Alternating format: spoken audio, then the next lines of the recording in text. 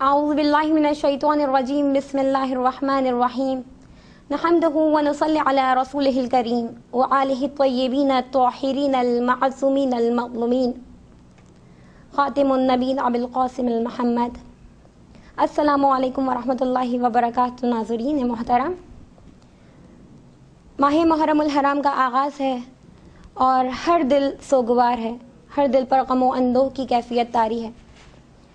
جیسا کہ اہل بیت ٹی وی کے ساتھ آپ نے شرکت اعضا میں اور بھی بہت سارے پروگرامز ہر سال کیے ہیں اور ایک دکھیاری ماں کو اس کے لال امام حسین سید الشہداء علیہ السلام کا پرسہ دیا ہے، ان کے بھرے خاندان کا پرسہ دیا ہے. اسی طریقے سے اس سال بھی ہماری یہ کوشش رہے گی کہ ہم امام حسین علیہ السلام کا پرسہ دینے کے ساتھ ساتھ کچھ درسی پیغامات بھی واقعہ کربلا کے ذریعے سے اخذ کر سکیں کہ آخر کیا وجہ تھی کہ کربلا کے معرکہ کیوں وجود میں آیا اور کس وجہ سے امام حسین نے اپنے بھرے گھر کی قربانی کو پیش کیا. لیکن اس سال ہماری گفتگو کا مرکز اور محور وہ کربلا کی خواتین ہیں کہ جنہوں نے خواتین ہو کر بھی کربلا میں اہم کردار ادا کیا اور ایسا کردار ادا کیا کہ جس کو تاریخ کبھی فراموش نہیں کر سکتی. جب واقعی کربلا پیش آیا تو اس وقت بہت تھوڑی تعداد میں اہل بیت کے مرتبے کو سمجھنے والے کم تھے. شیعان حسین کی بہت کم تعداد ایسی تھی کہ جو امام حسین علیہ السلام کے پیغام کو اور ان کے کردار کو اور ان کی فکر کو صحیح طور سے جان سکیں. غور کرنے سے معلوم ہوتا ہے کہ یہ تمام تر افراد، یہ سانحہ 73 مردوں کے جان دینے سے وجود میں آیا اور سوگوار خواتین نے اور بچوں نے اس خاکے میں رنگ بھرا. اہل بیت کے فصیح و بلیغ اور دلیر مقرروں نے لوگوں کے سینوں میں تلاطم برپا کر دیا، ان کے دل ہلا دیے، حکومت کی طرف سے پیدا کی جانے والی غلط فہمیوں کے پردوں کو چاک کیا، یزید کی تمام تر سازشوں کو بے نقاب کرنے کی کوشش کی، انہیں اس واقعے کی قدر و قیمت کی جانب توجہ دلائی اور دشمن کے ہاتھ سے صورت واقعہ اور اس کی تاریخ حیثیت میں تبدیلی کرنے کا موقع چھین لیا. دشمن کی بھی ہر تحریر اور تقریر اور اس کی ہر بےہودگی جزو تاریخ بن گئی.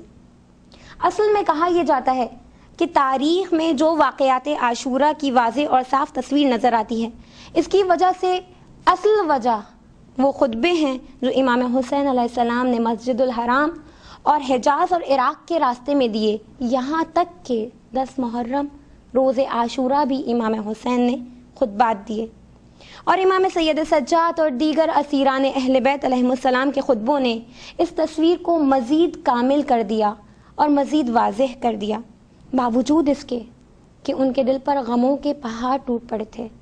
ایک نہیں، بہت سارے عزیز و انصار کے جدا ہو جانے کا غم تھا، اس کے بعد اہل حرم کے لٹ جانے کا غم تھا، بے پردگی کا غم الگ تھا، اور ایسے میں نامحرموں کا سامنا اور پیغام حسینی کو سنبھالنا یہ انہی کی اولین ذمہ داری تھی. لیکن پھر بھی انہوں نے حقائق سے اس طریقے سے پردہ اٹھایا کہ دشمنوں کے لیے تحریف کی راہ بند کر دی. تاریخ ایک ایسا آئینہ ہے کہ جس میں ہر شخص کا چہرہ ویسا ہی نظر آتا ہے جیسا ہے. افراد فنا ہوتے رہتے ہیں، قومیں بدلتی رہتی ہیں، لیکن تاریخ اپنی جگہ پر قائم رہتی ہے اور کمال ہوشیاری سے افراد کی نیکی یا بدی، قوموں کے عروج یا زوال کی نگرانی کرتی ہے. تاریخ حساب و کتاب میں غلطی نہیں کرتی اور ایک کے گناہ کا بوجھ دوسرے کے گردن پہ نہیں ڈالتی. بہت سے لوگ شاید یہ سمجھتے ہیں کہ زمانہ تاریخی حقائق پر پردہ ڈال دیتا ہے، لیکن حقیقت یہ ہے کہ وقت گزرنے کے ساتھ ساتھ حقائق کا انکشاف ہوتا رہتا ہے. جیسا کہ یزید نے چاہا تھا کہ کربلا کے چھوٹے سے میدان میں رات کے اندھیرے میں جنگ کر کے اپنے راستے کی رکاوٹ یعنی امام حسین علیہ السلام کو دور کر کے وہ اسلام کے نام پر کھلے عام عیاشی کرے گا، کسی کو کچھ پتہ نہ چلے گا. یہ مظلوم مسکین افراد جو قیدیوں کی صورت میں گرفتار ہوں گے وہ بھلا یزید کا کیا بگاڑ سکیں گے. مگر بعد عاشورہ امام حسین علیہ السلام کے اس جملے کی واضح تصویر سامنے آتی ہے کہ جب رخصت آخر سید الشہداء امام حسین علیہ السلام ملاقات آخر کے لیے امام زین العابدین علیہ السلام کے پاس تشریف لے گئے اور امام سید سجاد نے اپنے بھائی علی اکبر اور چچا ابو الفضل عباس علیہ السلام کے بارے میں دریافت کیا جس کے جواب میں امام نے ان کی شہادت کی خبر دی تھی۔ اس وقت امام زین العابدین نے عصا کے سہارے پر کھڑے ہو کر میدان میں جانے کی اجازت چاہی تو امام سید الشہداء امام حسین مظلوم نے ایک جملہ کہا، بیٹا ہم نے جہاد اصغر کیا ہے اور تمہیں جہاد اکبر کرنا ہے۔ وہ پیغام، وہ مقصد کہ جس کے لیے امام حسین نے اپنا بھرا گھر قربان کر دیا اور دین اسلام کی تعلیمات کو محفوظ بنا دیا، اسی مقصد کو آگے بڑھانا، لوگوں کی نگاہوں سے حکومت کی باطل نقاب کو ہٹانا واقعی جہاد اکبر تھا۔ تاریخ میں واقع کربلا کا یہ ذوفشاں واقعہ شہداء کے مقدس خون کا نتیجہ ہے، لیکن ہمیں یہ بھی نہیں بھولنا کہ اس قابل قدر اور زندہ جاوید کارنامے میں متعدد بزرگ خواتین نے بھی نمایاں حصہ لیا اور قربانیاں دیں، یہاں تک کہ بعض شہید بھی ہوئیں، اور ایسی خواتین ہی کا نام ہمیشہ تاریخ میں عزت اور احترام کے ساتھ لیا جاتا رہے گا۔ ہم تحریک کربلا کی گرامی قدر خواتین کے کردار اور ان کی فکر اور عمل پر جب نظر ڈالتے ہیں تو ہمیں بہت سی خواتین نظر آتی ہیں، جن میں سے ایک کا ذکر ہم کرنا چاہیں گے کہ جناب زہیر ابن قین بجلی کی اہلیہ دلہم بنت عامر، جنہوں نے اپنے مثبت اقدام کے ذریعے اسلامی تاریخ میں قابل فخر مقام حاصل کیا۔ قبیلہ بنی فرازہ کے ایک شخص بیان کرتا ہے کہ ہم مکے سے عراق آ رہے تھے، امام حسین بھی اسی راستے پر سفر کر رہے تھے، لیکن ہم نہیں چاہتے تھے کہ کسی منزل پر امام حسین کا سامنا ہمارے ساتھ ہو، لہٰذا جہاں پر امام حسین قیام کرتے ہم وہاں سے سفر کا آغاز کر لیتے، اپنے قافلے کو آگے بڑھا لیتے، اور جہاں پر امام حسین اپنے قافلے کو روکتے ہم وہاں سے آگے بڑھ جاتے۔ لہٰذا ایک اس طریقے سے کوشش کرتے رہے کہ امام حسین علیہ السلام کا سامنا نہ ہونے پائے، لیکن ایک جگہ کچھ ایسا اتفاق بھی ہوا کہ ہمارا اور ان کا ساتھ ہو گیا۔ زہیر ابن قین کا خیمہ ایک کنارے پر تھا تو امام حسین ابن علی کا خیمہ دوسرے کنارے پر۔ وہ شخص کہتا ہے کہ ہم لوگ بہت آرام کے ساتھ کھانا تناول کر رہے تھے کہ اچانک امام حسین کی طرف سے ایک قاصد آیا، ایک پیغامبر آیا، اور اس نے آ کر سلام کیا اور کہا، زہیر ابن قین تمہیں ابو عبداللہ بلا رہے ہیں۔ وہ کہتا ہے کہ یہ پیغام ہمیں بہت برا لگا اور حیرت بھی ہوئی، لیکن اس مقام پر یہی وہ مقام تھا کہ جب زہیر ابن قین کی زوجہ دلہم بنت عمر نے یہ کہا کہ فرزند رسول نے خاص طور پر آپ کو بلایا ہے، ضرور جائیے، گھبرانے کی کوئی بات نہیں، جانے میں کوئی حرج نہیں ہے، بات سن کر آ جائیے گا۔ اس خاتون نے اس انداز سے اپنے شوہر کو راغب کیا کہ اس کی گفتگو نے اثر کر لیا۔ زہیر اپنی بیوی کے کہنے پر امام کی خدمت میں گئے اور تھوڑی ہی دیر بعد واپس آئے تو چہرہ گلاب کی طرح کھلا ہوا تھا۔ اب چہرے پر ساری پریشانیاں ختم ہو چکی تھیں اور ایک اطمینان تھا جو زہیر ابن قین کے چہرے سے جھلک رہا تھا۔ آتے ہی کہا کہ میرا خیمہ بھی امام حسین علیہ السلام کے خیموں کے ساتھ منتقل کر دیا جائے۔ اس واقعے کو سن کر قرآن کریم کی سورہ بقرہ کی آیت نمبر 257 بے ساختہ لبوں پر آ جاتی ہے، اللہ ولی الذین آمنوا یخرجہم من الظلمات الی النور، اور اللہ ولی ہے ان لوگوں کا جو خدا پر ایمان لائے اور خدا ان لوگوں کو ظلمت کے اندھیروں سے نکال کر ہدایت کی روشنی میں لے آتا ہے۔ زہیر امام کے ہمراہ گئے اور ان کے ساتھی بن گئے، اور یہی زہیر ابن قین ہے جو شب عاشور بہت ہمت کے ساتھ، بہت حوصلے کے ساتھ اور بہت اطمینان اور یقین کے ساتھ شہادت پر آمادہ نظر آتے ہیں، یہاں تک کہ اصحاب حسین سے مذاق کرنے میں بھی مصروف نظر آتے ہیں۔ کسی نے اگر پوچھا کہ اے زہیر کیا تمہیں پتہ نہیں ہے کہ کل مرنے کا دن ہے، آج ہماری زندگی کی آخری رات ہے اور آج کے عالم میں بھی تمہیں مزاح کی پڑی ہے۔ ایسے عالم میں زہیر ابن قین کے لبوں پر ایک جملہ آتا ہے، اور وہی جملہ ہمارے لیے درس ہے۔ وہ کس طریقے سے کہا زہیر ابن قین نے کہ آج ہی کی تو وہ شب ہے کہ جو ہمیں بس شہادت سے قریب کرنے والی ہے، اس سے بڑھ کر بھی خوشی کی کوئی بات ہو سکتی ہے کیا؟ لہٰذا زہیر امام کے ہمراہ گئے اور شہادت کا شرف حاصل کیا۔ ان کی زوجہ ان کے عزیزوں کے پاس چلی گئی۔ تذکرہ سبت جوزی کے مطابق ایک اور فخر بھی اس خاتون کو حاصل ہے کہ جب زہیر ابن قین شہید ہو گئے تو ان کی زوجہ نے اپنے غلام سے کہا، ایک کفن اپنے غلام کے ہاتھ میں دیا اور کہا کہ جا کر یہ اپنے آقا کے لاشے کو کفن دے دو۔ غلام میدان کربلا میں آیا اور عجیب منظر دیکھا کہ تمام لاشیں بے گور و کفن ہیں۔ ایسے عالم میں دلہم بن عمرو کے غلام نے یہ خیال کیا کہ یہ کیسے ممکن ہے کہ میں جس کا آقا ہوں، اس نے جس کے قدموں پر اپنی جان کو قربان کر دیا، اس کا لاشا یعنی امام حسین علیہ السلام کا لاشا بے کفن رہے اور میں اپنے آقا کو کفن پہناؤں۔ اس نے یہ سوچ کر پہلے امام حسین علیہ السلام کے جسم کو کفن سے پوش کیا اور اس کے بعد پھر اپنے آقا کو کفن پہنایا۔ یہاں پر ہمیں پتہ چلتا ہے کہ جو گھرانے اہل بیت سے وابستہ ہو جاتے ہیں، ان گھرانوں کے ملازم بھی اس بات کا خیال کرتے ہیں اور ان کی تاثیر، ان کا اثر ان کے غلاموں پر بھی پڑتا ہے۔ ایک اور خاتون کے جن کی شخصیت اور قربانی تحسین اور آفرین کی مستحق ہے، عبداللہ بن عمیر کلبی کی زوجہ ام وہب بن عبداللہ بن حباب کلبی نصرانی تھے۔ جناب وہب اپنی والدہ اور زوجہ کے ساتھ سفر پہ روانہ تھے۔ جب امام حسین علیہ السلام کربلا جاتے ہوئے منزل ثعلبیہ پر تشریف فرما ہوئے، وہب کلبی اپنی والدہ اور اپنی زوجہ کے ہمراہ امام عالی مقام کی خدمت میں حاضر ہوئے اور اسلام قبول کر لیا۔ اب ان کا مرتبہ بلند ہو گیا، نصرانیت سے اب مسلمان ہو گئے اور اسلام کے دائرے میں داخل ہو گئے اور امام علیہ السلام کے ہمراہ ہو گئے۔ روز عاشورہ جب اصحاب حسین میں سے کچھ بزرگ درجہ شہادت پر فائز ہو گئے تو مادر وہب نے اپنے بیٹے کو طلب کیا اور کہا کہ بیٹا، تم دیکھ رہے ہو ایک کے بعد ایک اصحاب و انصار اپنی جانوں کو امام کے قدموں پر قربان کرتے چلے جا رہے ہیں، تم کس بات کا انتظار کر رہے ہو؟ جلدی کرو، جلدی کرو۔ ایک ماں اپنے بیٹے کو شہادت کی جانب جانے کی دعوت دے رہی ہے، بلا رہی ہے کہ جاؤ بیٹا، اب یہ شہادت تم سے کیوں دور رہے۔ لہٰذا وہب امام کی خدمت میں حاضر ہوئے اور اس نے جہاد طلب کیا۔ بے پناہ اصرار پر وہب کلبی کو اجازت ملی۔ وہب میدان میں آئے اور حملہ کیا اور کئی دشمنان خدا کو قتل کیا۔ میدان سے خوشی خوشی واپس اپنی ماں کے پاس آئے اور ماں کے پاس آ کر کلام کرنے لگے، اے والدہ گرامی، اب تو آپ مجھ سے خوش ہیں نا؟ اب تو آپ مجھ سے راضی ہیں؟ دیکھیں میں نے کتنے دشمنان خدا کو فنار کیا۔ لہٰذا ماں نے جواب دیا، نہیں بیٹا، میں تم سے اس وقت راضی ہوں گی جب تم اپنی جان نواسہ رسول امام حسین علیہ السلام کے قدموں پہ قربان کر دو گے اور شہادت کا مرتبہ پالو گے۔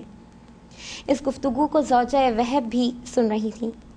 یہاں پر ایک نقطہ جو کہ قابل غور ہے کہ زوجہ وہب کہ جن کی شادی کو ابھی فقط 17 دن ہوئے ہیں، 17 دن کی دلہن ہے، وہ جب اس گفتگو کو سن رہی ہے تو انہوں نے شوہر سے مخاطب ہو کر فرمایا، اے وہب، آپ تو شہید ہونے جا رہے ہیں اور ضرور شہید ہوں گے، جنت آپ کا مقام ہوگا، حور و غلما آپ کے خدمت گزار ہوں گے، آپ جائیے اور ضرور جائیے، مگر میری 2 خواہشیں ہیں، ان کو پورا کرتے جائیے۔ ایک تو یہ کہ آپ مجھ سے وعدہ کیجئے کہ میرے بغیر جنت میں داخل نہیں ہوں گے، اور دوسرا یہ کہ جب امام علی مقام امام حسین علیہ السلام سے رخصت آخر کے لیے جائیں گے تو میرے لیے سفارش کریں گے کہ اہل بیت عصمت و طہارت مجھے اپنی کنیز تصور فرمائیں۔ ناظرین ذرا غور کیجئے اس نقطے پر کہ وہ ایام کہ جہاں پر خوشیاں ہی خوشیاں ہیں، جہاں پر ابھی زندگی کی بہت ساری خوشیاں انتظار کر رہی ہیں، آگے بہت ساری منزلیں ہیں جن کے خواب انسان ساری زندگی بنا کرتا ہے، ایسے موقع پر 17 دن ہوئے ہیں شادی کو اور ایک زوجہ اپنے شوہر کو خود بخوشی اجازت دے رہی ہے کہ وہ امام حسین کے قدموں پر اپنی جان کو نچھاور کر دے۔ یہ کہہ کر زوجہ وہب بے قرار ہو گئی اور بے چین ہو کر رونے لگی۔ وہب نے امام حسین سے اپنی زوجہ کی ان 2 خواہشوں کو بیان کیا۔ امام نے یہ سن کر مسکراہٹ کا اظہار کیا اور ان کی زوجہ کے حق میں دعا کی۔ یقیناً جس کو امام کی دعا مل جائے اس کو سب کچھ مل جاتا ہے، بے شک دنیا کی نظر میں اسے کچھ بھی نہ ملے۔ وہب دوبارہ میدان میں آئے اور دوبارہ میدان میں آ کر شیر غضبناک کی طرح حملہ کیا، 12 پیادے اور 9 سواروں کو فنار کیا۔ زوجہ وہب ان لمحات میں، زوجہ وہب کے جو جملے ہیں ان لمحات میں، وہ تاریخ نے محفوظ کر لیے، جو انہوں نے اپنے شوہر کی جنگ دیکھ کر کہے، اے وہب میرے ماں باپ تم پر قربان، بہت خوب جنگ کی اور دشمنان اہل بیت کو قتل کیا۔ اے وہب میں جنگ دیکھ رہی تھی کہ ناگاہ میں نے امام کے اس دردناک جملے کو سنا، واہ غربتا واہ اقلتہ ناصرہ۔ اس آواز کو سن کر فوراً خیال ہوا کہ بعد آل رسول میری زندگی بھی بیکار ہے۔ یہ سن کر زوجہ وہب بھی ایک چوب خیمہ کو لے کر میدان میں آ گئیں۔ کسی شقی نے زوجہ وہب پر بھی وار کیا اور وہ بھی اپنے شوہر کے ساتھ ہی درجہ شہادت پہ فائز ہو گئیں۔ یہ پہلی اور آخری خاتون تھیں جو روز عاشورہ شہید ہوئیں۔ ابن سعد نے حکم دیا کہ وہب کا سر کاٹ کر اس خیمے کی طرف پھینک دیا جائے جہاں پر وہب کی ماں انتظار کر رہی ہے، دروازے پر کھڑی ہے۔ لہٰذا ایسا ہی کیا گیا۔ عمر سعد کے حکم کی تعمیل کی گئی اور وہب کے جسم سے ان کا سر قلم کیا گیا، جدا کر کے خیمے کی طرف پھینک دیا۔ ادھر مادر وہب نے سر کو اٹھایا، بوسہ دے کر کہا، اے بیٹا میں اب تجھ سے راضی ہو گئی۔ انتہائی صبر و تحمل کے ساتھ در خیمے سے آگے بڑھی اور اس کے بعد عمر سعد کو مخاطب کر کے کہا، اے دشمن خدا، ہم راہ خدا میں جو قربانی دے دیا کرتے ہیں اس کو پھر واپس نہیں لیا کرتے۔ یہ کہہ کر اپنے بیٹے وہب کا سر فوج آدھا کی طرف دوبارہ پھینک دیا۔ اہل دل اور صاحبان اولاد ذرا ٹھنڈے دل سے غور فرمائیں کہ ام وہب جن کو ابھی مسلمان ہوئے چند لمحے ہی ہوئے ہیں، چند ساعتیں ہی گزری ہیں، ان کے جوش و خروش کا یہ عالم، ان کا یہ فکر، ان کا یہ عمل، ان کا یہ کردار، اور ہم جو کہ پیدائشی مسلمان ہیں، ہمارا کردار حجت خدا کے ساتھ کیسا ہے؟ یہاں ہمیں غور کرنا ہوگا کہ آخر ہمارا کردار اس قابل ہے کہ ہم زمانے کی حجت خدا کے سامنے سرخرو ہو سکیں؟ مادر وہب کہ جن کو چند ساعت ہوئی ہیں اس دائرہ اسلام میں داخل ہوئے لیکن انہوں نے وہ مقام اور منزلت پا لیا کہ جس کی وہ مستحق تھیں۔ یقیناً ہم میں سے بھی بہت سے لوگ ایسے ہیں، ہم اگر چاہیں تو یہاں پر اپنے کردار کو جانچ سکتے ہیں، اپنے کردار کی اصلاح کر سکتے ہیں۔ اور ایسا نہیں ہے کہ واقعی کربلا میں آواز امام حسین، آواز استغاثہ حسینی اسی وقت کے لیے تھا، نہیں، آج بھی امام حسین کا آواز استغاثہ بلند ہے۔ حل من ناصر ینصرنا، ہے کوئی جو میرا مددگار ہو؟ کیسا مددگار چاہیے مولا کو؟ مولا کو ایسے ہی مددگار چاہیے کہ جو امام کے پیغام کو آگے بڑھا سکیں۔ ظاہری طور پر ہمیں یہ لگتا ہے کہ امام کا مددگار وہ جو میدان جنگ میں جا کر تلوار کے ساتھ حملہ کرے اور دشمنوں کے ساتھ مقابلہ کرے، لیکن اب تو کربلا نہیں ہے۔ کیا اب بھی کوئی مددگار بن سکتا ہے؟ جی ہاں، مددگار صرف وہی نہیں تھے کہ جو کربلا کے میدان میں شہید ہو گئے اور شہادت کے مرتبے پر فائز ہو گئے، بلکہ مددگار تو وہ خواتین بھی تھیں کہ جنہوں نے اپنے کردار سے، اپنے جملوں سے امام حسین کی مدد کی، اپنے گھر کے مردوں کو آمادہ کیا کہ وہ امام حسین کی مدد پر تیار ہو جائیں۔ مددگار تو وہ خواتین بھی تھیں کہ جنہوں نے شہداء کے قتل کے بعد شام غریبہ میں اپنے پردوں کی اس طریقے سے حفاظت کی۔ مددگار تو وہ خواتین بھی تھیں کہ جنہوں نے وقت کے امام زین العابدین علیہ السلام کی زندگی کو محفوظ بنایا۔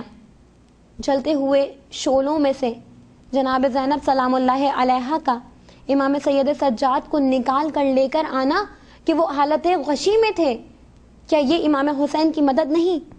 کیا امام حسین کے پیغام کو آگے بڑھانے میں ان کا کوئی کردار نہیں؟ ایسا نہیں، مددگار تو وہ خواتین بھی تھیں کہ جنہوں نے بندھے ہوئے ہاتھوں سے پیغام حسینی کو آگے بڑھایا۔ انہوں نے یہ ثابت کر دیا، ہمارے ہاتھوں کو باندھ دو، ہمیں رسن بستہ کر دو، لیکن ہماری زبانیں آزاد ہیں اور ہماری روح آزاد ہے، ہم مجبور نہیں ہیں۔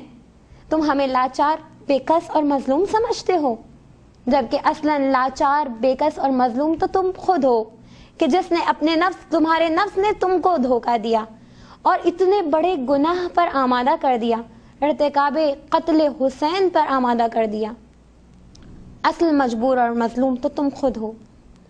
مددگار ایسے ہی مددگار چاہیے۔ کربلا سن 61 ہجری پہ ختم نہیں ہوئی، بلکہ آج بھی ہمارے وقت کے امام زمانہ صاحب الزمان علیہ السلام، پروردگار امام زمانہ کے ظہور میں تعجیل فرمائے، امام زمانہ بھی مددگار ہی کے تو انتظار کر رہے ہیں۔ ہے کوئی ہمارا مددگار؟ اب یہاں پر ہمیں سوچنا ہے کہ ہمیں اپنے کردار سے کس طریقے سے حجت خدا کی مدد کرنی ہے۔ پیغام حسینی کو اپنے کردار میں ڈھالنا ہے، اپنے عمل میں ڈھالنا ہے، اس لیے کیونکہ جو پیغام حسینی تھا وہی پیغام وارث حسینی ہے۔ جو امام حسین نے پیغام دیا، اسلام کے تعلیمات کو محفوظ بنایا، امام زمانہ اسی اسلامی تعلیمات پر عمل چاہتے ہیں۔ ایسا کردار کہ جیسا کہ امام حسین علیہ السلام نے شب عاشور اپنے اصحاب کے بارے میں کہا، ایک فخریہ جملہ مددگاروں کے اعتبار سے، کہ جب امام نے شب عاشور چراغ کو بجھا دیا اور بجھانے کے بعد کہا کہ میں اپنی بیعت کو تمہاری گردنوں پر سے ہٹاتا ہوں، تم آزاد ہو، جہاں چاہو چلے جاؤ، میں تمہیں نہیں روکوں گا۔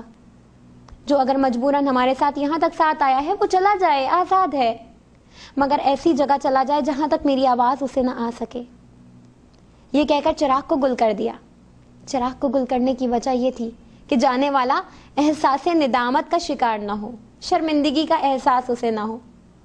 لہٰذا جب تھوڑی عرصے بعد، کچھ لمحے بعد چراغ کو دوبارہ روشن کیا گیا تو اس کے بعد دیکھا کہ اصحاب کی کیفیت ہی جدا نظر آتی ہے۔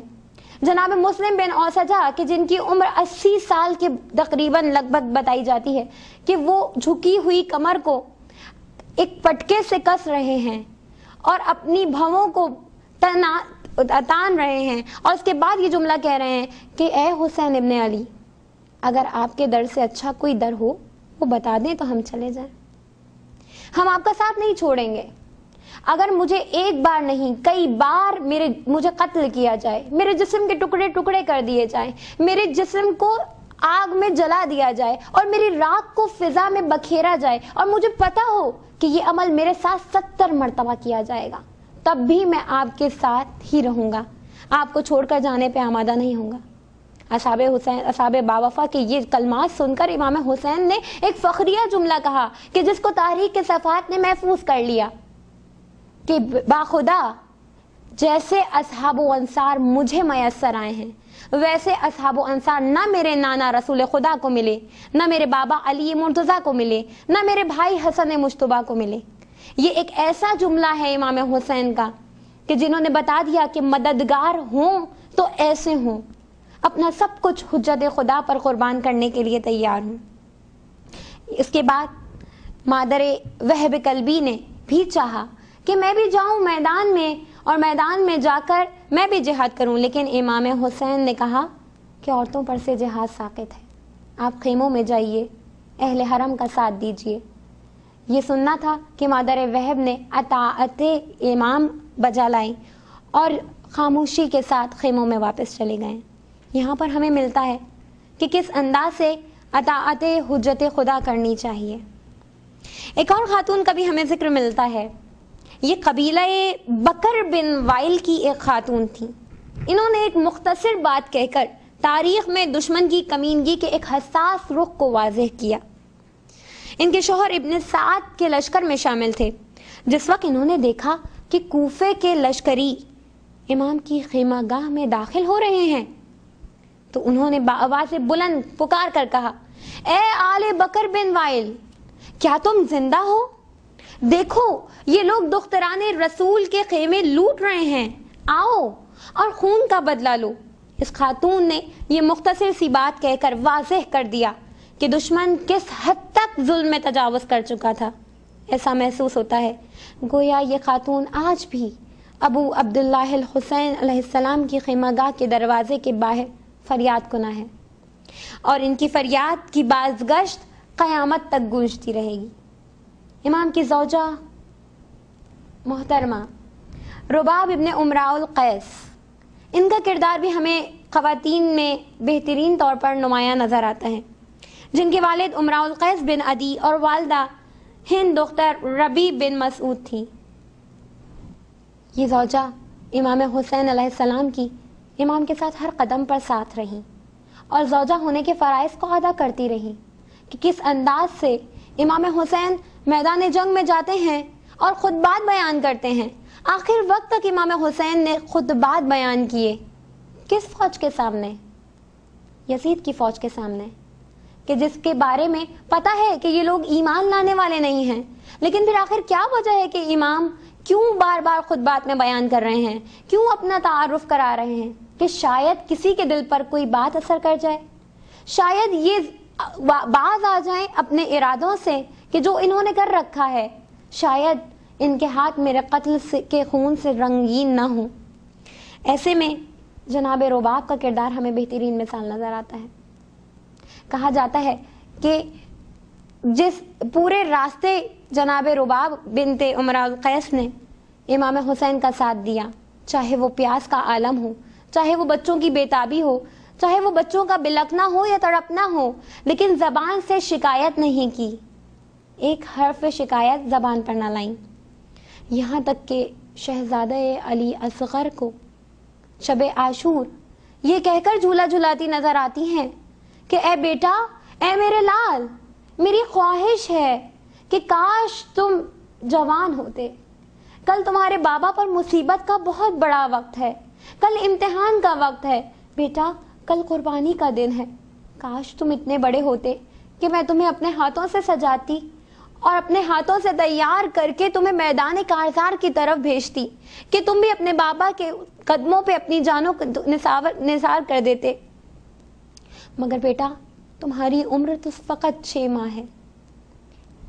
لیکن اس کے بعد بھی ہمیں اندازہ نظر آتا ہے کہ جب امام حسین نے آواز استغاثہ بلند کی تو حجت خدا کے فرزند نے خود کو جھولے سے گرا کر یہ آواز دی، گویا بزبان حال علی اصغر نے یہ آواز دی ہے کہ بابا ابھی میں ہوں، آپ کی آخری قربانی، مجھے میدان میں لے جائیے۔ اس کے بعد امام حسین خیمے میں آتے ہیں اور خیمے میں آ کر اپنے بیٹے علی اصغر کو لے کے جاتے ہیں۔ ایک ماں کے دل سے پوچھئے کہ چھوٹے سے بچے کو میدان کارزار میں اپنے والی کے ہاتھوں پر دینا، جبکہ اس سے پہلے شہداء کے لاشیں خیمے میں آ چکے ہیں، صبح سے لے کر ظہر تک یہی عالم ہے، صرف ایک ہی منظر نظر آتا ہے کہ امام حسین میدان کربلا میں جاتے ہیں اور میدان کربلا میں جا کر لاشیں لاتے ہیں اور خیموں میں رکھ دیتے ہیں اور اہل حرم اس لاشے پر نوحہ کیا کرتے ہیں۔ یہ عالم، یہ منظر جناب رباب صبح سے دیکھ رہی ہیں۔ ایسے عالم میں امام حسین علی اصغر کو جب میدان کارزار میں لے کر گئے ہیں، ماں کا دل ہے، جانتا ہے بہت ساری باتیں، ماں کا دل پہلے سے جان لیتا ہے، لیکن نہیں معلوم جناب رباب کے حوصلے کو سلام، ان کی عظمت کو سلام، انہوں نے اپنے بیٹے کو تیار کیا اور میدان جنگ میں بھیج دیا، گویا میدان جہاد میں بھیج رہی ہوں۔ اور شہزادہ علی اصغر کو جب تیر ستم لگا اور اس کے بعد امام حسین خیمے کی طرف آئے ہیں تو امام حسین تاریخ کے اوراق گواہ ہیں کہ امام حسین 7 مرتبہ آگے بڑھے ہیں اور 7 مرتبہ پیچھے ہٹے ہیں۔ ایک باپ کے قدموں میں لرزا کہ ماں کا سامنا کس طریقے سے کرنا ہے، لیکن ایک جملہ زبان پر، انا للہ و انا الیہ راجعون، اور یہ کہہ کر خیمے میں داخل ہو گئے۔ ابا کا دامن جب ہٹایا ہے، رباب نے اپنے لال علی اصغر کو خون میں آلود دیکھا اور کہا، اے بیٹا مجھے خبر نہ تھی کہ تیری سن و سال کے بچے بھی یہاں پر ذبح کر دیے جاتے ہیں۔ ایسے میں بھی صبر اور حوصلے کا یہ مقام دیکھیے، کوئی شکوہ خدا سے نہیں، کوئی شکوہ اپنے والی سے نہیں، اور یہاں تک اپنے لال کو اپنے آغوش میں لیا اور پشت خیمہ پر گئی۔ پشت خیمہ پہ جا کر امام حسین نے شہزادے علی اصغر کی قبر بنائی ہے، اور قبر بنا کر جتنی دیر مولا نے قبر بنانے میں لگائی ہے، اتنی دیر بی بی رباب اپنے علی اصغر کے لاشے کو ہاتھوں پر لیے رہیں۔ کیا حوصلہ تھا، کیا صبر تھا، کیا تحمل تھا۔ یقیناً ہمارے اندر وہ حوصلہ، وہ مقام نہیں پایا جاتا۔ یہاں پر ہمیں ملتا ہے کہ حجت خدا پر یہاں پر ایک ماں کا اور بیٹے کا منظر نہیں ہے، بلکہ اصل چیز تو اسلام کی محافظت ہے، اصل چیز تو حجت خدا کے پیغام کی تکمیل ہے۔ حجت خدا پر چاہے اولاد قربان ہو جائے، ایک ماں کے دل کو گوارا ہے، یہ رباب کا دل ہے، ایک عام ماں کا دل نہیں ہے۔ اس کے بعد امام حسین نے شہزادے علی اصغر کے لاشے کو دفنا دیا پشت خیمہ۔ شہادت امام حسین کے بعد شہزادی ام رباب کو اسیر کیا گیا، یہاں تک کہ شہزادی سکینہ بنت الحسین قید خانے میں ہی دم توڑ گئیں۔ ایک لال میدان کربلا میں شہید ہوا اور ایک دختر سکینہ بنت الحسین قید خانے میں دم توڑ گئی۔ ام رباب کے صرف یہ 2 اولاد تھی، لیکن پھر بھی ان کے کمال ضبط کا مظاہرہ کہ اسیری میں زبان پر شکوہ نہ آیا، یہاں تک کہ جب مدینہ واپس آئے ہیں، مدینہ آنے کے 1 سال بعد فقط مدت حیات جناب ام رباب کی رہی، اور وہ اس انداز میں رہی کہ کبھی بھی دھوپ سے سائے میں آنا گوارا نہیں کیا، کیونکہ چہلم منانے کے لیے جب کربلا میں جناب ام رباب آئی تھی تو قبر حسین پر ایک وعدہ کیا تھا، اے والی، میں یہاں سے جا تو رہی ہوں لیکن آپ سے وعدہ کرتی ہوں کہ کبھی چھاؤں میں نہ بیٹھوں گی۔ وہ وقت تھا، اور اس کے بعد 1 سال تک حیات رہی اور کبھی دھوپ سے چھاؤں میں نہ آئی۔ یہ ایک ماں کا کردار ہے جو ہمیں نظر آتا ہے۔ خواتین کی یہ تمام تر باتیں، یہ کردار جو آپ کے سامنے پیش کیے جا رہے ہیں، آخر اس کی وجہ کیا ہے؟ آخر کیا وجہ ہے کہ ہم ان کا ذکر کریں، ان خواتین کو یاد کریں اپنی محفلوں میں، اپنی مجلسوں میں؟ کیوں ان کے موضوع کو موضوع سخن بنائیں؟ وہ اس لیے کہ یہ صرف تاریخ کے کردار نہیں ہیں، بلکہ تاریخ کے ایسے روشن کردار ہیں جو ہمیں درس دیتے نظر آ رہے ہیں کہ اگر زوجہ ہو تو اس کا انداز کس طریقے سے ہونا چاہیے، اگر زوجہ ہو تو وہ اپنے شوہر کو کس طریقے سے حق کی طرف راغب کر سکتی ہے، ایک خاتون ہونے کی حیثیت سے ایک خاتون کے پاس کتنی پاور ہے کہ وہ اپنے شوہر کو، اپنے گھر کو، اپنے گھرانے کو صحیح طریقے سے حق کے راستے پر منتقل کر سکتی ہے۔ اگر ایک ماں ہو تو کس انداز سے اپنی اولاد کی پرورش کر سکتی ہے کہ ایسی ماں کا کردار نظر آئے کہ ام فروہ کا کردار نظر آتا ہے۔ جناب ام فروہ زوجہ امام حسن مجتبی اپنے بیٹے کو آمادہ کرتی ہیں شب عاشور، اے بیٹا قاسم، کل قربانی کا دن ہے اور تمہارے بابا کی طرف سے یہ وصیت ہے کہ تمہیں اپنے چچا پر قربان ہو جانا ہے۔ یعنی 1 رات پہلے اپنے اولادوں کو مائیں تیار کرتی ہوئی نظر آ رہی ہیں۔ جناب اون محمد کو شہزادی زینب سلام اللہ علیہا تیار کرتی ہوئی نظر آ رہی ہیں، خبردار سب سے پہلے تمہیں جانا ہے، کہیں ایسا نہ ہو کہ دیر ہو جائے، تمہیں اپنی جانوں کو ماموں پر قربان کر دینا ہے۔ یہاں پر ہمیں درس ملتا ہے کہ اگر حجت خدا ہم سے ہماری اولاد طلب کرے، ہم سے ہماری قربانیاں مانگے، تو ہمیں بھی پیچھے نہیں ہٹنا ہے۔ ممکن ہے کہ ہمارے وقت کا ہادی ہم سے قربانی کا طلبگار ہو۔ کیا ہمارے اندر، ہمارے دل میں یہ حوصلہ ہے کہ ہم اپنی اولادوں کو امام کے سامنے پیش کر سکیں، یا ہم اپنی مصروفیات کا بہانہ کر کے اپنی اولادوں کو روکنے کی کوشش کریں گے؟ ممکن ہے کہ کچھ عرصے میں آواز آئے کہ امام مہدی علیہ السلام کا ظہور ہو گیا ہے، کہاں ہے ناصر، کہاں ہے مددگار؟ تو ہم آل محمد کے چاہنے والے، ہم ان سے محبت کا دعویٰ کرنے والے، کہیں ایسا تو نہیں ہے کہ ہم اپنی اولادوں کو روک دیں، ہم اپنے شوہروں کو روک دیں کہ آگے تو موت ہے؟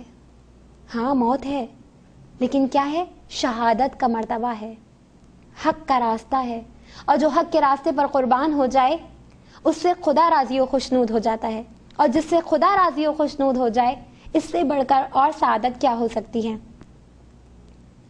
یہ وہ کردار ہیں کربلا کی خواتین کے کہ جو ہمیں درس دیتے نظر آتے ہیں۔ ایک بہن کا کردار کیسا ہونا چاہیے، جناب زینب نے بتا دیا۔ ایک زوجہ کا کردار کیسا ہونا چاہیے، جناب ام رباب نے بتا دیا۔ جناب زہیر ابن قین کی زوجہ نے بتا دیا، جناب وہب کلبی کی زوجہ نے بتا دیا. یعنی کہ یہ تمام تر خواتین ہیں جو ہمیں پیغام دیتی نظر آ رہی ہیں. ان پیغام کا دہرانے کا مقصد یہ ہے کہ ہم ان کو تاریخ کی کتابوں میں ہی محفوظ نہ رکھیں بلکہ بیان کریں، اپنی محفلوں میں، اپنی محفلوں کو ان کے ذکر سے زینت دیں. شاید کوئی دل ان کے کردار کی طرف مائل ہو جائے، شاید کوئی جملہ، کوئی ایسا پیغام ہم لوگوں تک پہنچ جائے کہ جس سے ہمارے کردار سنور سکے. اس کے بعد شہزادی جناب ام کلثوم کے فصیح و بلیغ خطبات تاریخ راہ کوفہ و شام میں آج بھی گونج رہے ہیں. جناب کلثوم کا ذکر عموماً ہمیں بہت کم محفلوں میں سننے کو ملتا ہے اور جس کا ذکر بہت کم کیا جاتا ہے، لیکن تاریخ اس بات کی گواہ ہے کہ جب یہ قافلہ شہر شام کے بالکل قریب پہنچ گیا تو جناب ام کلثوم نے شمر سے کہا، اے شمر، ہم کو شہر میں ایسے دروازے سے داخل کر جہاں پر کم سے کم ہجوم ہو، کم سے کم لوگ ہوں، اور ایک مہربانی کر دے کہ یہ سرہائے شہداء جو نیزوں پر بلند ہیں ان کو ہم سے ذرا فاصلے پر رکھا جائے اور ان سروں کو آگے آگے روانہ کیا جائے تاکہ لوگوں کی نظریں صرف ان شہداء کے سروں پر مرکوز ہو جائیں اور ہم اہل حرم کا تماشا نہ بنے پائے. اس دشمن خدا نے جناب ام کلثوم کے اس پیغام کے برعکس کیا. آل رسول علیہ السلام کو باب السعاد سے داخل کیا جو شہر کا سب سے بڑا دروازہ تھا. اہل بیت رسول کے لیے یہ نئی مصیبت کم نہ تھی. رسول اللہ کی نواسیاں، گرد آلود لباس، خاک آلود چہرے، معصوم بچوں کا گریہ. اس موقع پر سیدہ ام کلثوم نے یہ خطبہ دیا، اے شقی، خدا کی لعنت ہو تجھ پر، تو فخر کرتا ہے کہ تو نے حسین ابن علی کو شہید کیا. اے ملعون، تو نے اس کو شہید کیا کہ جس کے گہوارہ جھلانے کی شرف جبریل امین کو حاصل ہوا، جس کا نام نامی عرش خداوندی پر لکھا ہوا ہے، جس کے نانا پر خداوند عالم نے نبوت کو ختم کر دیا، جو رحمت للعالمین تھے. اے شمر، کیا تو ہمارے ماں باپ اور دادا دادی کسی مثال پیش کر سکتا ہے؟ ہم اس خاندان سے ہیں کہ جس کی عالم میں مثال نہیں ملتی. جناب ام کلثوم کا وہ خطبہ بھی تاریخ نے رقم کیا کہ جب مدینے واپسی پر یہ قافلہ پہنچا ہے اور جناب ام کلثوم نے یہ بیان کیا کچھ اس انداز سے، اے نانا کے مدینے، ہمارے آنے کو قبول نہ کرنا، ہم سب کچھ کھو کر آئے ہیں. تیرا حسین جو کہ آخری پنجتن کی نشانی تھا، ہم اسے کھو کر آئے ہیں. یہ فصیح و بلیغ خطبے جو کہ جس نے یہاں تک کہ یزید نے سوچا تھا کہ یہ مظلوم ہیں، یہ بے کس ہیں، اہل حرم میں جو قیدی ہیں، یہ کیا کر سکیں گے، لیکن تاریخ گواہ ہے اس بات کی کہ انہی خطبوں نے کوفے کی سرزمین کو ہلا کر رکھ دیا. اور اس کے بعد سب سے اہم مقام، اہم کردار جو ہمیں واضح طور پر نظر آتا ہے اور جن کا ذکر بھی ہر جگہ کیا جاتا ہے، وہ ہے شہزادی زینب سلام اللہ علیہا کا کردار. کیسا کردار ہے کہ جن کے بغیر امام حسین کربلا کو ادھورا سمجھتے ہیں. تاریخ کی کتابوں میں لکھا ہے کہ جب امام حسین علیہ السلام عالم بچپن میں تھے، جناب فضا سلام اللہ علیہا سے روایت ہے کہ جب میں ان دونوں بچوں کو آپس میں باتیں کرتے ہوئے مصروف پاتی تھی، امام حسین علیہ السلام اور شہزادی زینب سلام اللہ علیہا کو، تو صرف ایک چیز پر غور کیا کرتی تھی کہ دونوں بہن بھائی کسی کربلا کا ذکر کرتے ہیں. یہ بات رسول خدا صلی اللہ علیہ وآلہ وسلم سے جناب فضا نے کہی اور اپنی آخری خواہش بیان کی رسول خدا کے سامنے. کہا، یا رسول اللہ، جب میں ان دونوں بچوں کو مصروف گفتگو دیکھتی ہوں تو کسی کربلا کا ذکر سنتی ہوں، آپ سے ایک درخواست چاہتی ہوں کہ آپ دعا کریں کہ اس کربلا تک پروردگار عالم مجھے حیات دے، اتنی عمر دے کہ میں بھی وہ کربلا دیکھ سکوں کہ جس کے بارے میں جناب زینب اور امام حسین علیہ السلام گفتگو کیا کرتے ہیں. جناب رسول خدا نے ان کی دعا کو مقبول فرمایا اور یہی وجہ ہے کہ جناب فضا سلام اللہ علیہا واقعی کربلا میں بھی موجود رہیں واقعی کربلا میں ہر مقام پہ ساتھ رہیں، چاہے وہ میدان کربلا ہو، چاہے وہ اسیری کا عالم ہو، چاہے وہ قید خانہ کوفہ ہو یا شام ہو، ہر عالم میں جناب فضا نے ساتھ دیا۔ ایسے عالم میں یہاں پر امام حسین علیہ السلام نے جناب زینب کو سفر کربلا میں ساتھ رکھا، ہر مقام پہ زینب ساتھ ہیں۔ یہ امام حسین کی بہن ہیں کہ جن کو شریکت الحسین کا لقب مل جاتا ہے، کہ امام حسین کے ساتھ ہر کام میں، ہر امر میں شریک رہیں۔ امام حسین فرماتے ہیں کہ اے نانا کے دین اسلام، میں تمہارے ساتھ ہر لمحے سے تمہیں بچانے کے لیے میں اور زینب ہر لمحہ کاربند رہے۔ اگر میں نے لاشیں اٹھائے ہیں تو زینب نے ماتم کیا ہے، اگر میں نے جان دی ہے تو زینب نے ردا قربان کی ہے، اگر میں نے مصائب و آلام برداشت کی ہیں تو زینب نے اسیری کی سختیاں سہی ہیں۔ واقعاً دین اسلام اگر زندہ ہے تو انہی کی مشترکہ قربانیوں کا نتیجہ نظر آتی ہے۔ حسین بن کے زمانے پہ چھا گئی زینب، زبان تیغ سے کوفہ ہلا گئی زینب، قدم قدم پہ جلائے حسینیت کے چراغ، دیے یزید کے سارے بجھا گئی زینب۔ ابن زیاد کے دربار میں جب ابن زیاد نے جناب زینب سے کہا کہ خدا کا شکر ہے کہ اس نے تمہیں ذلیل کیا، تمہارے آدمی مارے گئے اور تمہارا جھوٹ کھل گیا، ابن زیاد نے کامیابی کے نشے میں یہ کفر آمیز کلمات کہے۔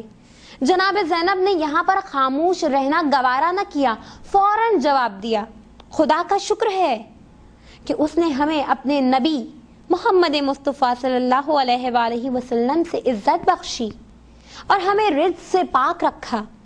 رسوا فاسق ہوتا ہے اور جھوٹ فاجر بولتا ہے، اور الحمدللہ وہ ہم نہیں کوئی اور ہے۔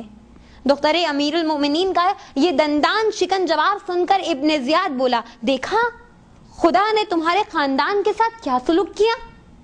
جناب زینب نے کہا، خدا نے ان کے لیے شہادت مقدر کر دی تھی، وہ شہید ہو گئے، جلد ہی خدا تمہیں اور ہمیں ایک ساتھ کرے گا، حساب و کتاب کے لیے اکٹھا کرے گا اور پھر فیصلہ ہوگا۔ بلاغت النساء میں پوری تفصیل موجود ہے کہ دربار یزید میں کس طرح یزید کے سامنے لہجہ علی میں شہزادی زینب سلام اللہ علیہا نے خطبات کیے کہ سکوت چھا گیا، اور اس طرح کہ قرآن کی آیات کے حوالوں کے ساتھ گفتگو کی، فرمایا کہ اللہ اور رسول نے سچ کہا ہے کہ جو برے کام کرتے ہیں ان کا یہ انجام ہوتا ہے کہ وہ خدا کی نشانیوں کو جھٹلاتے ہیں اور خدا کی نشانیوں کا مذاق اڑاتے ہیں۔ جس طرح مکے کے بت پرستوں نے جنگ احد میں شہید ہو جانے والے مسلمانوں کی شہادت پر خوشی منائی تھی، تو بھی فرزندان رسول کی شہادت کی خوشی منا رہا ہے۔ یہ سب تیرے اعمال کی شامت ہے۔ گویا جناب زینب سلام اللہ علیہا نے باقاعدہ قرآن کی آیات کے حوالے دیے، تاریخ میں گزشتہ ہوئی جنگ کا حوالہ دیا، اور اس کے بعد پھر بتایا کہ بد کردار کون ہے، کس کے لیے خدا نے ذلت رکھی ہے اور کس کو خدا نے صاحب عزت قرار دیا ہے۔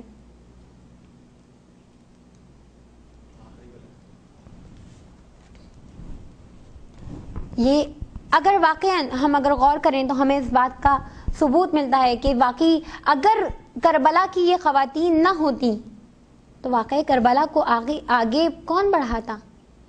جہاد اکبر یہی تھا۔